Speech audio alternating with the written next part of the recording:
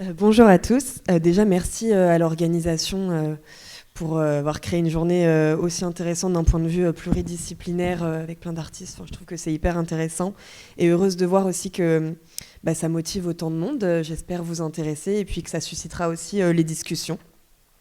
Donc, je propose d'aborder ensemble la figure de la sorcière selon l'angle de sa résurgence dans des récentes expositions. Et je m'intéresse à 3 expositions en particulier et je propose à travers leur analyse respective de rendre compte de la représentation de la sorcière selon différentes tonalités. J'interroge également les raisons d'une telle résurgence dans notre société et les enjeux de voir intégrer cette figure dans différentes sortes de musées. Donc en termes de sommaire, on va faire une petite introduction avec une contextualisation, parce que je ne sais pas si tout le monde est familier du renouveau de la sorcière aujourd'hui. On va continuer avec la problématique qui a guidé cette présentation et on s'intéressera aux résultats, ce qui vous intéresse, à savoir donc l'analyse des 3 expositions et les entretiens avec les commissaires de chaque exposition. Aujourd'hui, la sorcière, c'est une figure qui est omniprésente dans les industries culturelles. C'est une héroïne de série, un personnage de fiction au cinéma, dans la musique, dans l'édition aussi. Donc la sorcellerie, elle est pourvoyeuse de cool, elle n'est plus kitsch ou réservée à Halloween. C'est devenu un véritable lifestyle.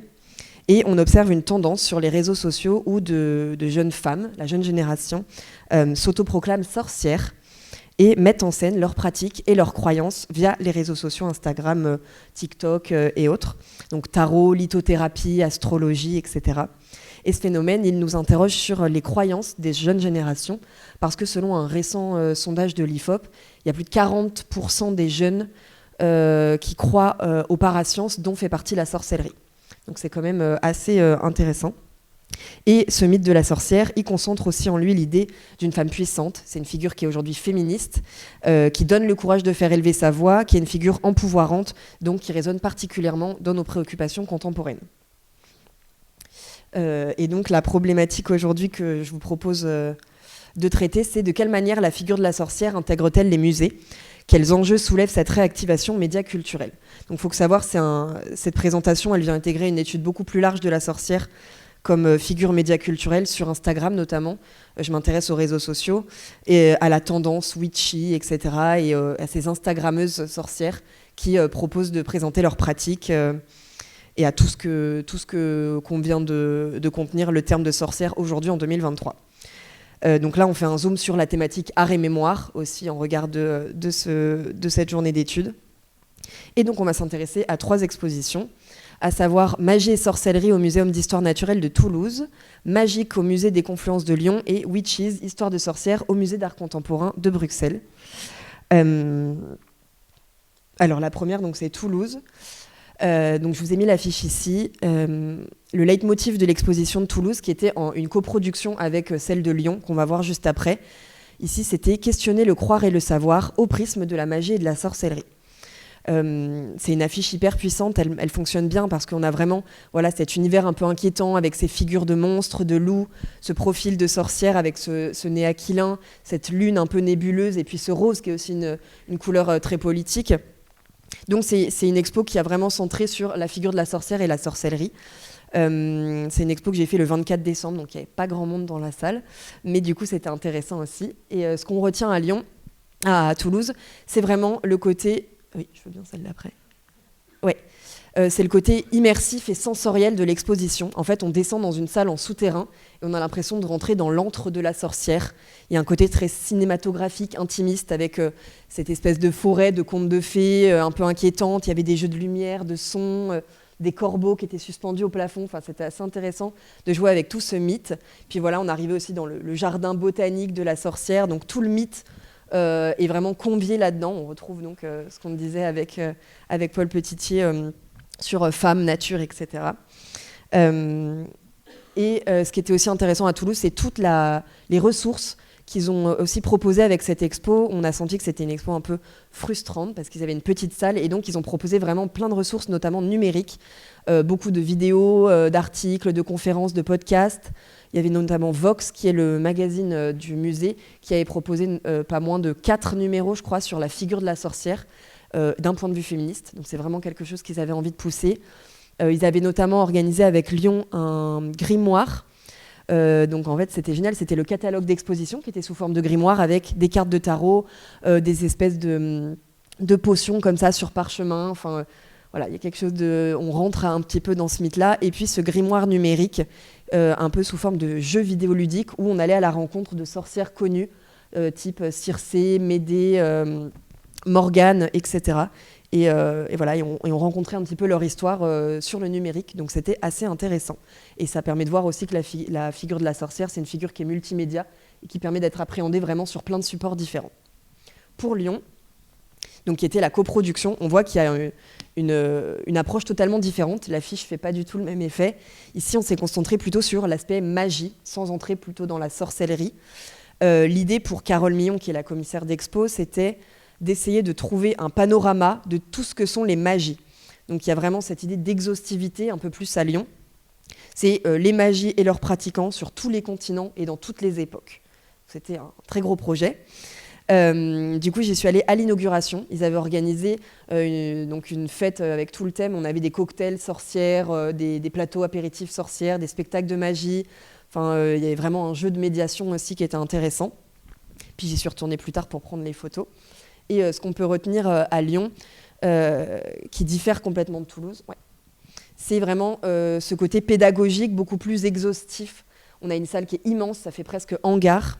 Et il y a beaucoup de textes. Donc c'est une expo qui est moins facile pour les enfants notamment.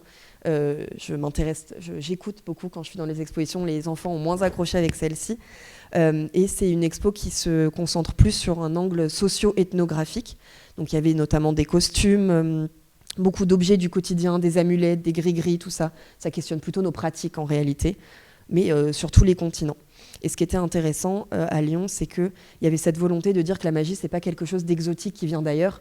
Ça habite aussi nos territoires, notamment ici au milieu, on voit, c'est un costume d'Alsacienne traditionnel, qui étaient aussi des sorcières, comme Jeanne Favre-Sada pouvait les traiter, voilà, et qui font aussi leurs petits sortilèges dans nos campagnes. Et un autre point intéressant à Lyon, c'est l'idée de convier la magie dans l'exposition. Donc là, c'était l'entrée. On avait l'impression vraiment de rentrer dans ce grimoire de sorcières. C'était assez magique comme entrée. Et puis, à la fin de l'exposition, on avait ces expériences participatives où on pouvait choisir un petit ruban de couleur, l'attacher à un arbre et faire un vœu. Et je trouvais que c'était intéressant aussi de convier la magie dans les expositions. Donc il y a l'idée de la regarder et en même temps de la faire. Et ces arbres aujourd'hui, ça c'était au tout début de l'exposition, aujourd'hui on ne voit plus les troncs, ils sont complètement recouverts de vœux, donc on voit que c'est quelque chose qui abrite aussi, qui habite complètement nos habitus et nos pratiques, même nous en tant qu'Européens, Français, etc. Et enfin, la troisième exposition qui nous intéresse, Bruxelles, donc qui était pas du tout sur le même registre. C'est une expo d'art contemporain qui traitait pour le coup plutôt les représentations de la sorcière, donc le mythe, le fantasme et le stéréotype. On voit ici, c'est une affiche avec une peinture pompier, où on est complètement dans le fantasme de cette sorcière qui chevauche son balai, cheveux au vent, nue, qui va rejoindre le sabbat. C'est une expo beaucoup plus provocatrice, on va le voir.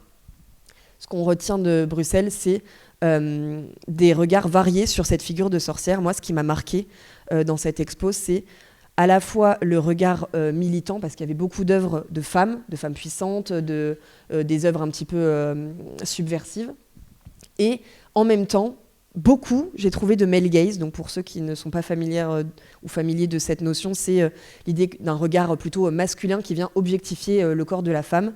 Et j'ai trouvé que beaucoup d'œuvres utilisaient ce male gaze sans le contextualiser. Donc là, je vous en ai mis un petit exemple, mais c'est vraiment un échantillon de ce qui pouvait exister. D'ailleurs, j'ai amené le catalogue d'expo que je peux faire passer, qui est assez intéressant. Hop, tenez. Et ce qui est aussi hyper intéressant dans cette expo, c'est qu'elle conviait vraiment toutes sortes d'art. On avait de la photographie, de la vidéo, du dessin, de la peinture à l'huile, du pastel. Il y avait vraiment pas de différence entre les médiums et c'était assez intéressant. Et c'est une expo qui était vraiment, j'ai mis panachronique. On vient traiter toutes les époques sans souci de chronologie. On vient en fait confronter des regards. Donc ça, c'était assez intéressant. Même si parfois, j'avoue, la figure de la sorcière, il fallait un peu plus la chercher. Les liens étaient parfois plus difficiles à faire. On avait l'impression plutôt de traiter juste la femme dans l'art et la femme subversive, peut-être plus que la figure de la sorcière, où des fois, voilà, on vient s'éloigner un petit peu. Donc, ce qu'on peut dire en conclusion de cette première partie introductive, c'est que sur une même figure de sorcière, on voit qu'il y a vraiment des approches complètement différentes. On voit que c'est une approche qui a une vraie... une sorcière, la sorcière, c'est vraiment un objet polysémique, où on peut vraiment voilà, poser plein de couches comme ça de signification.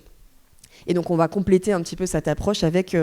je vais vous faire le résumé de 3 entretiens avec toutes les commissaires d'exposition. Donc Isabelle Notaris à Toulouse, Carole Millon à Lyon et Nathalie Lévy à Bruxelles. Donc on voit que cette vision de la sorcière, selon les musées, elle permet de montrer des œuvres totalement différentes. Hein. Ce regard plutôt muséum d'histoire naturelle à Toulouse, il permet de montrer voilà, plutôt de la minéralogie, donc des pierres, des plantes, etc. À Lyon, on avait plutôt ces idées de costumes traditionnels, de petites amulettes, on avait des textes anciens, aussi des tables de spiritisme, etc. Et tandis qu'à Bruxelles, on est plutôt voilà, sur de l'art contemporain et de la représentation. Alors pas forcément de sorcières, mais de femmes persécutées ou au contraire puissantes. Il y a la citation notamment de Nathalie Lévy qui nous dit j'ai resserré sur la récupération féministe de l'image de la sorcière car c'était mon point de départ, parce que mon comité scientifique, c'était plein de gens qui faisaient des études de genre. C'est venu comme ça, avec cette coloration art contemporain. Donc on voit qu'une expo, elle s'écrit aussi en fonction d'un comité d'exposition, etc. Et que ces contraintes, elles viennent aussi tisser l'histoire, la narration de l'exposition. Et d'ailleurs, c'est un sujet qui a été abordé par toutes les commissaires sans exception. L'idée que l'expo, elle s'écrit aussi dans l'incontrainte. Isabelle Notaris nous dit, notamment, je vous ai voilà, le petit plan, on ne pouvait pas tout mettre, on a une salle qui est compliquée, étroite. C'était important pour nous de laisser une large place aux collections. C'est un parti pris en tant que musée. Et Carole Millon reprenait en disant « C'est des choix, une expo ça s'écrit avec des ciseaux et ce n'est que renoncement ». Je trouvais ça intéressant comme constat, surtout que pour le coup à Lyon ils avaient une salle qui était peut-être 4 fois plus grande que celle de Toulouse et pourtant c'est la même impression. Et Nathalie Lévy nous disait aussi « On avait un bâtiment qui n'avait pas des conditions de musée, avec un bon climat, donc on a beaucoup de mal à négocier le prêt d'œuvres anciennes. C'est un peu des raisons toutes bêtes, mais même le musée de Bruxelles n'a pas voulu. Alors qu'on avait des gardiens de nuit, on avait tout, mais le bâtiment n'avait jamais fait d'expo d'art ancien. Il n'avait pas confiance. » Donc on voit que si l'expo était aussi tournée vers l'art contemporain, c'est aussi parce qu'en fait, il y avait un refus de prêt des œuvres anciennes. Donc voilà, c'est intéressant de voir qu'elle s'écrit aussi comme ça, l'exposition. Et un point aussi qui a été soulevé par les 3 commissaires, c'est l'idée de conflit. Le premier, c'est l'idée de convaincre la communauté scientifique. En fait, le sujet sorcière posait problème. Je ne pensais pas que ce serait le cas. Mais du coup, Carole Millon nous disait quand Gaëlle présentait le projet aux équipes du musée, avec des chercheurs en minéralo et en botanique, ils ne comprenaient pas pourquoi ce sujet-là dans un musée. Et Isabelle Notaris a repris « Je ne pensais pas que ce serait si problématique. J'ai été confrontée à des choses, je me disais « Waouh, la sorcière, ça pose vraiment problème. Ça fait comme si on était engagé, comme si on était militant. » Et donc on voit que c'est un sujet qui, aujourd'hui, dans les milieux scientifiques, pose problème pour son aspect politique. Et je trouve ça assez intéressant qu'il y avait des réticences en fait, du côté des comités. Elle a repris en disant « J'ai été la première à être surprise. Il a fallu que je me batte pour la faire exister, cette expo. Ça a été un choix que j'ai assumé en me demandant jusqu'où je pourrais. Mais ça n'a pas été simple. On ne m'a rien interdit, mais j'ai senti des réticences, des inquiétudes, des « Ok, mais c'est toi qui signes ». J'ai bien senti que ce n'était pas si évident que ça. » Donc je ne sais pas si c'est la même chose pour ce comité d'organisation, mais j'ai trouvé ça intéressant. Et on voit qu'il y avait cette volonté du coup de légitimer le sujet sorcière en multipliant les conférences scientifiques, les podcasts avec des chercheurs, des historiens pour bien ancrer la thématique dans notre histoire et dans les perspectives universitaires. Donc c'est assez intéressant. Et un autre conflit qu'on peut souligner aussi, c'est les critiques du public et les retours. C'est une question qui a été beaucoup abordée avec Nathalie Lévy qui nous a dit qu'ils avaient été accusés de witchwashing. Donc witchwashing, c'est comme le greenwashing, c'est l'idée de prendre la figure de la sorcière uniquement comme outil marketing sans se soucier profondément de la signification du terme. Il y a aussi la critique d'être resté centré sur les blanches. Et c'est vrai qu'à la lecture du catalogue d'exposition, c'est quelque chose qui m'avait marqué, tant du point de vue des femmes artistes que des femmes représentées. On est sur un quasi 100% de femmes blanches. Donc ça pose aussi question, cette blanchité de la représentation. Et la dernière critique dont a fait les frais Nathalie Lévy, c'est la question du male gaze, sur laquelle je l'ai interrogée, parce qu'à la lecture du catalogue d'exposition, je trouvais que c'était assez criant. Et elle me disait « J'ai travaillé à la muséographie et au commissariat avec 2 jeunes chercheuses historiennes. C'était aussi leur vision face à la mienne. Cette histoire de male gaze revenait sans cesse. Et je n'étais pas tout à fait d'accord. Pour moi, ce sont des produits culturels. » Donc je lui disais que j'étais d'accord, mais par exemple, je lui montrais cette image de Rick Garrett, là, qui est somme toute très belle, mais qui quand même interroge ce male gaze. Elle me disait « Oui, mais il y a un intérêt artistique. Elles sont magnifiques, ces photos. La composition, le tirage ancien. Mais c'est la même remarque de mes petites stagiaires qui me disaient « C'est du male gaze, c'est des petites nymphes à poil. » Et je leur ai dit « Je m'en fous, je trouve ça beau. » Et donc, sur la question esthétique, je lui dis « Oui, mais donc, sur cette pin-up, il n'y a aucun intérêt artistique. » Elle me dit « Oui, mais la pin-up, c'est pour montrer la culture populaire. Pourquoi on ne montrerait pas ça? C'est ça qui me dérange, enfin qui m'interroge. Il y a la sorcière sexy, je ne vois pas pourquoi je ne l'aurais pas montrée. C'est vrai que pas mal de féministes ont un peu tiqué. C'est comme les guérilla girls qui disent qu'il faut tout enlever, tous les tableaux de nus dans les musées. C'est ridicule, c'est juste notre histoire. » Donc là, on avait une vision un peu différente. Enfin, je pense qu'il faut peut-être les montrer, mais en tout cas contextualiser, expliquer. Enfin, je ne sais pas l'intérêt artistique de cette photo, je doute, mais c'est des points de vue intéressants aussi. Et enfin, sur le ton et la scénographie de chaque exposition, l'exposition Witches à Bruxelles avait volontairement un ton très provocateur. Par exemple, il y avait une partie qui s'appelait « Quand les sorcières s'envoient en l'air », avec plein d'images de femmes nues, etc. Et en fait, elle me disait, Nathalie Lévy, « Je déteste les expos chiantes. Il faut faire la différence entre une expo et un article scientifique éducatif. Pour moi, l'expo, c'est un moment de plaisir. Je ne voulais pas faire un truc moralisateur. Donc on peut me le reprocher, mais je crois que je m'en fous. » Et en fait, je trouvais que cette notion de prendre du plaisir, etc., c'était aussi finalement un comportement un peu sorcière. L'idée qu'elle se dise, on peut me le reprocher, mais je m'en fous. J'ai adoré faire cette expo et elle me ressemble. Je trouvais que quelque part, Nathalie Lévy était aussi un peu une sorcière. Et ça me plaisait bien d'avoir ce point de vue de femme aussi puissante à la tête d'un commissariat d'exposition. Voilà, c'était intéressant. Et dans un autre registre à Lyon et à Toulouse, sur l'aspect immersif et sensation qui m'avait vraiment marqué, Isabelle Notaris m'avait répondu « On a travaillé cette mise en scène dans quelque chose d'extrêmement sensitif. Quand on parle de magie, on est dans l'idée de spectacle, de l'émotion. Donc on a voulu soigner tous les sens. Le son était très présent, mais les parfums aussi diffusés volontairement. Et puis tout cet éclairage intimiste qui jouait de cette lumière du jour et de la nuit, de l'éclipse.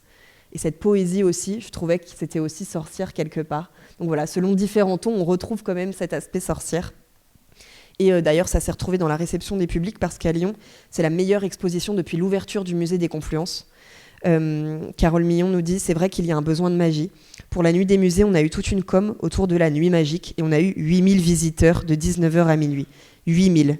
On n'avait jamais vu ça. C'est le jour le plus fréquenté depuis l'ouverture du musée. » Même chose à Toulouse, ça a fait un tabac, on a les chiffres de connexion et ça a super bien marché. J'ai même été obligée de la couper lors de la nuit au musée car trop de visiteurs arrivaient en fin d'expo et disaient « Génial, on va la refaire ». Et ça, c'était vraiment un petit cadeau. Donc on voit qu'il y a un besoin de la part du public et de magie, peut-être de se faire rêver, et aussi de cet aspect politique dont on a parlé. Donc il y a un vrai retour positif de la part du public et ça, je pense que c'est intéressant. Et en ce moment même, aujourd'hui, il y a une conférence à Nîmes, et il y a une expo sur sorcière et féminisme au musée de la Romanité, et aussi une expo de Maëlle Grosse sur la figure de la sorcière au centre d'art contemporain d'Yvernon-les-Bains. Donc on voit que c'est une figure qui est vraiment en train d'intégrer la question des musées. Et pour conclure, je dirais que donc la sorcière, c'est un sujet pluriel, on l'a vu, multiforme, qui touche à tous les domaines du vivant. Donc en ça, on peut le trouver aussi bien dans un musée d'art naturel, de sciences naturelles, que dans un musée d'art contemporain. C'est un sujet d'actualité qui est vendeur, parce qu'un musée, c'est aussi une entreprise qu'il faut faire tourner. C'est un sujet qui traverse les générations, qui peut autant plaire à des enfants qu'à des jeunes femmes, qu'à des couples, etc. Et c'est un sujet qui interroge nos représentations et qui questionne nos symboles. Et en ça, il a toute sa place au musée, il me semble. Voilà, je vous remercie de votre écoute.